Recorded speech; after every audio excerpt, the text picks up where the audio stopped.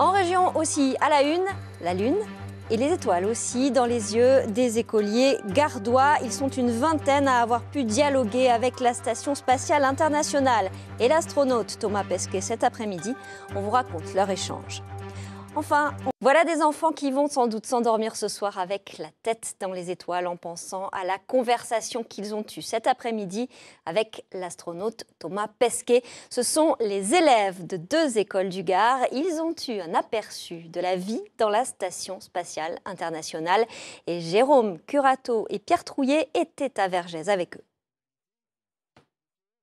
À quelques minutes du rendez-vous fatidique, dernière vérification, derniers essais pour les radioamateurs de l'Avonage. Et puis à 14h10 précise, le papa d'élève à l'origine du projet lance l'appel à FX0 ISS, l'indicatif radio de la Station spatiale internationale. On est prêt à te voir sur l'écran. Es-tu prêt à répondre aux questions? Over. Bonjour à tous, oui, FX0 ISS, je suis prêt à répondre aux questions. Over. La liaison avec Thomas Pesquet en orbite à 400 km autour de la Terre n'est pas parfaite, mais peu importe. Les enfants des écoles vont pouvoir lui parler. Bonjour Thomas, ici Selma. Est-ce qu'il fait nuit dans l'espace Over?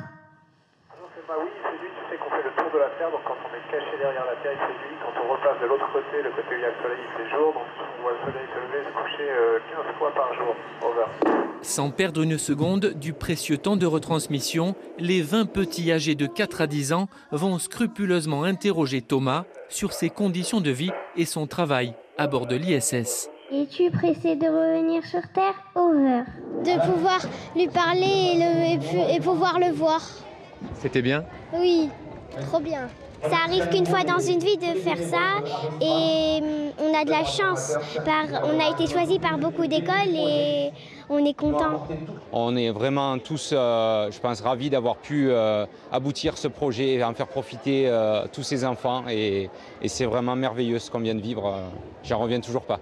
Quel que soit leur âge, à leur niveau, tous les uns comme les autres, ils se sont investis dans ce projet. Et je trouve ça beau à voir.